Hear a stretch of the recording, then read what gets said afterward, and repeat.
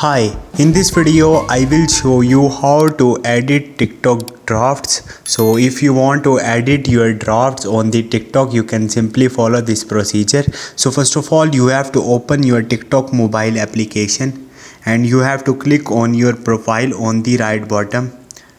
Once you will do it, you will see you are on your profile.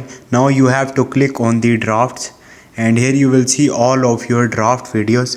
Simply you have to tap on the one video you want to edit. I simply tap on it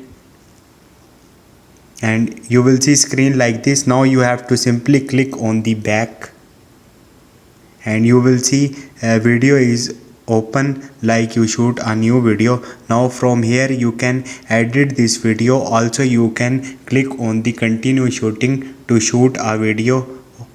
So this is the procedure.